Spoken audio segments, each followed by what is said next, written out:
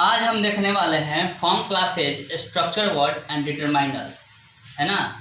ये form classes structure word determiner क्या होता है, आज हम आप लोग से बात करने वाले हैं।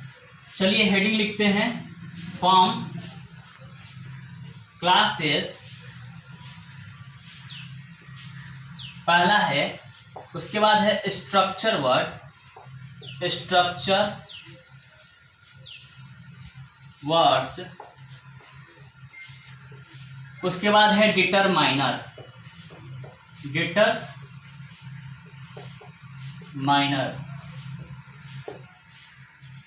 ठीक, form classes structure word determiner, ये तीनों को समझने से पहले सबसे पहले समझना ये पड़ेगा कि सफिक्स और प्रीफिक्स क्या है। ठीक, सफिक्स प्रीफिक्स क्या है और इसको समझ लेते हैं तभी हम लोगों को ये फॉर्म क्लासेस अच्छी से समझ में आएगा, बहुत ही अच्छा से समझ में आएगा और स्ट्रक्चर बहुत ही अच्छा से समझ में आएगा। ठीक है, इन तीनों को समझने से पहले हम पहले समझेंगे कि अफिक्स क्या है। अफिक्स, अफिक्स मतलब होता है शब्दांश, शब्दांश यानी शब्दांश, शब्दों का अंश को शब्दांश कहते हैं। क्या कहते हैं? शब्दांश। ऑन, ठीक, इम, ठीक, प्री, ठीक, डी, ईडी, एस, ईएस, एलवाई, ये जितने भी है इस सब शब्दों का अंश है। और ऐसे शब्दों का अंश जो शब्द के आगे, किसी भी शब्द के आगे लगकर और किसी भी शब्द के पीछे लगकर उसका रूपरेखा ही बदल दे। अब देखते हैं अफिक्स का दो भाग में बांटा गया है। अफिक्स के दो भागों में बांटा गया है। पहला है सफिक्स, पहला है सफिक्स, उसके बाद है प्रीफिक्स, उसके बाद है प्रीफिक्स। सफिक्स क्या होता है, मैं लिखूंगा नहीं, मैं मुंह से भी आपको बता दूं।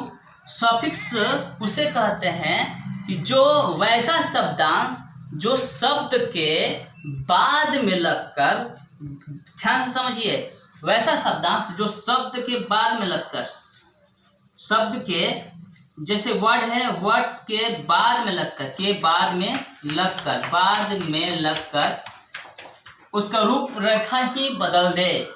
और प्रीफिक्स किसे कहते हैं? प्रीफिक्स उसे कहते हैं वैसा शब्दांश जो शब्द के पहले लगकर, शब्द के वर्ड्स के पहले, वर्ड्स के पहले, है ना, वैसा शब्दांश जो शब्द के बाद में लगकर शब्द के रूपरेखा ही बदल दे, अर्थ ही बदल दे। और वैसा शब्दांश जो शब्द के पहले लगकर उसका अर्थ ही बदल दे, उसे सफिक्स प्रीफिक्स कहते हैं। ठीक है, अब वीडियो को पॉज कर दो। अब देखते हैं कुछ उदाहरण, सफिक्स का उदाहरण और प्रीफिक्स का उदाहरण देखेंगे। सफिक्स का उदाहरण और प्रीफिक्स का उदाहरण देखेंगे। सफिक्स का उदाहरण क्या है? जैसे dog, dog plus S equal to dogs, समझ में आ रहा है? Dog plus S equal to dogs. Cat plus S equal to cats. सबको समझ में आ रहा है? ठीक, यहाँ पर देखिए, cats plus S equal to cats, dog plus S equal to dogs.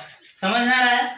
अब देखिए यहाँ पर, यह है पहला उदाहरण सफिक्स का। दूसरा उदाहरण है कि मान लीजिए कि ब्यूटी, ब्यूटी, है ना, ब्यूटीफुल,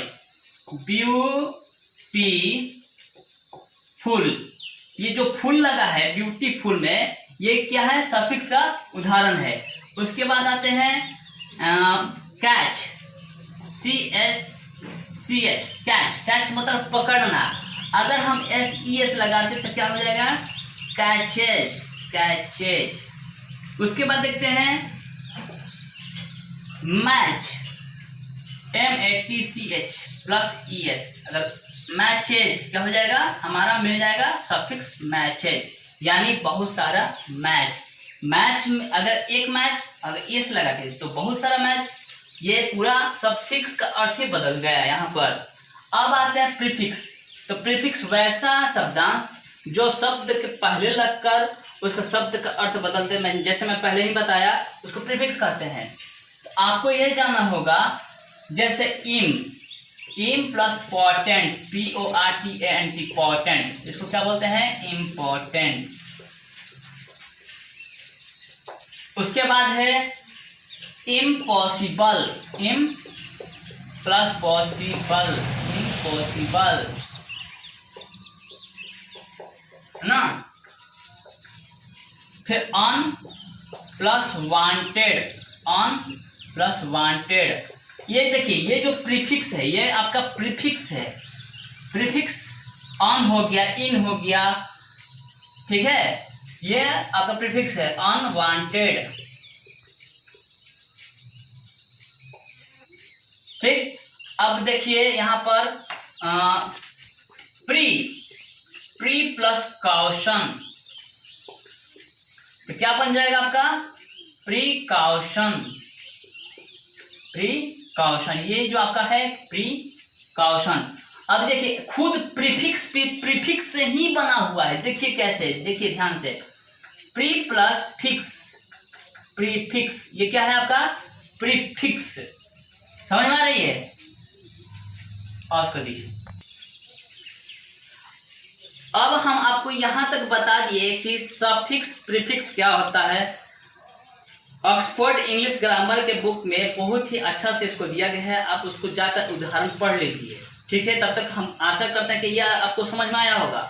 अब आपको बात करते हैं कि स्ट्रक्चर वर्ड और फॉर्म क्लासेस क्या है। ये फॉर्म क्लासेस और स्ट्रक्चर वर्ड क्या है और ये इसका उपयोग क्या है इंग्लिश ग्रामर में, ठीक।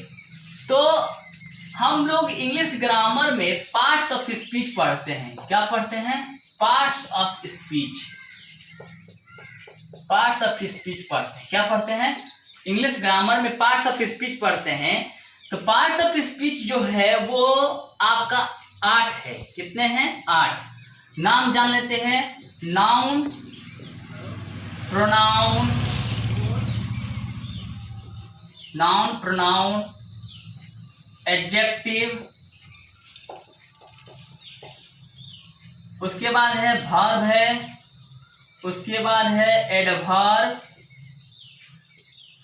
उसके बाद है noun, pronoun, adjective, verb, adverb, conjunction, फिर उसके बाद है 7वां में इंट्रोडक्शन, फिर उसके बाद है प्रीपोजिशन, लास्ट में आता है प्रीपोजिशन। तो समय के साथ अपने सुविधा के लिए पार्ट्स ऑफ स्पीच को 2 भागों में बांट दिया गया।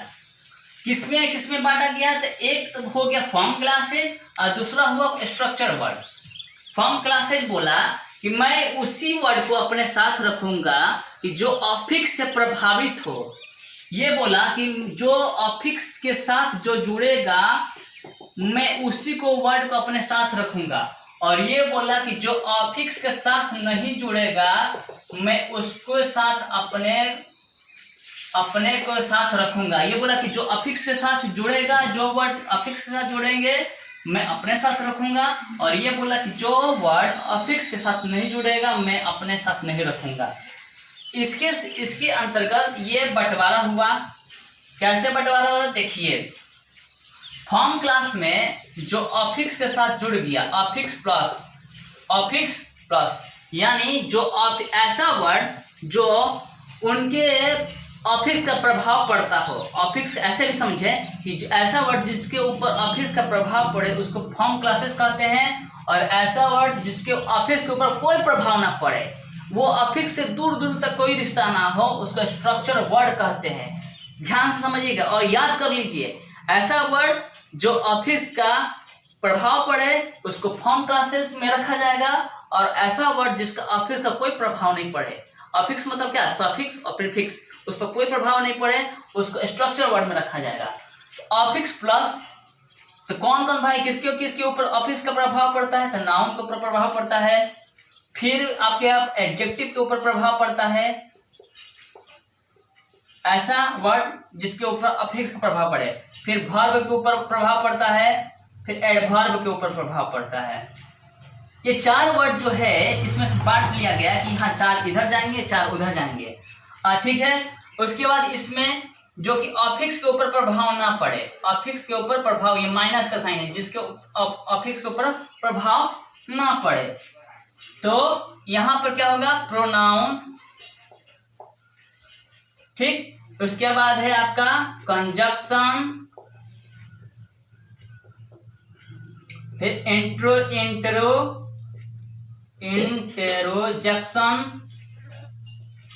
फिर है प्रीपोजिशन।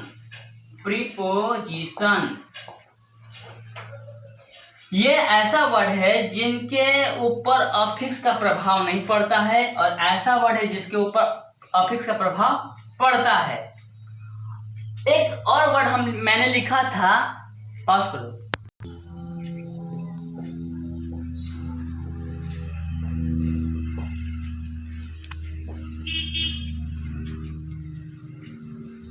देखिए यहाँ पर एक ऐसा वर्ड मैंने यहाँ पर लिखा था कि डिटरमाइनर। यहाँ पर देखिए, यहाँ पर डिटरमाइनर मैंने लिखा था। डिटरमाइनर किसे कहते हैं? डिटरमाइनर उसे कहते हैं कि जो स्ट्रक्चर वर्ड के ग्रुप में हो। ये स्ट्रक्चर, पहला तो डिफिनेशन ये हुआ कि जो पहला नंबर ये होगा कि ये स्ट्रक्चर वर्ड के ग्रुप में हो,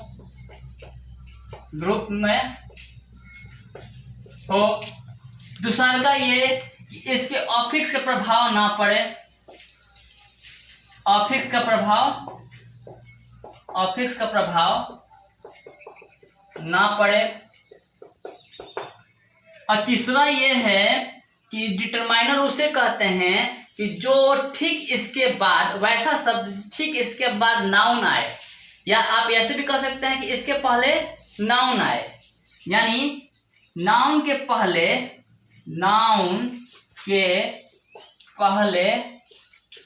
प्रयोग किए जाने वाले शब्द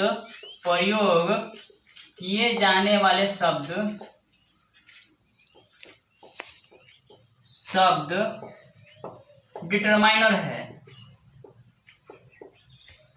ये कोई मतलब नहीं है कि वो एडजेक्टिव से है। एडजेक्टिव मतलब क्या, कि जैसे कि माई हो गया, आवर हो गया, हिज हो गया, हर हो गया, ये सब एडजेक्टिव है। ये कोई मतलब नहीं कि वो पोसेसिव एडजेक्टिव है, या कोई मतलब नहीं कि वो आर्टिकल है, जैसे कि ए एंड डी, ठीक है। ये भी जो है नाउन के पहले ही आते हैं, जैसे कि this is a girl, girl जो हुआ और इसके आया, यानी गर्ल, इसके दिस इज अ गर्ल, ये क्या बन गया, यहाँ पर डिटरमाइनर बन गया। यू आर माई ब्रदर, ये तो जो माई हुआ, ये मतलब नहीं है कि ये एडजेक्टिव है कि क्या है, बल्कि ये नाउन से पहले आया ना जी। यू आर माई ब्रदर, ये क्या बना, डिटरमाइनर। जैसे कि आप और देख लेते हैं, व्हाट वर्क इज डन, तो जो वर्क है ये यहाँ पर नाउन का रूप में प्रयोग हो रहा है, और जब नाउन का रूप में प्रयोग हो रहा है यहाँ पर, ये क्या बन जाएगा, डिटरमाइनर। डिटरमाइनर जो है हमेशा नाउन के पहले ही आता है। आशा करता है कि ये वीडियो आपको बहुत ही अच्छा समझ में आ रहा होगा, और आगे क्लास जानने के लिए आप बने रहें।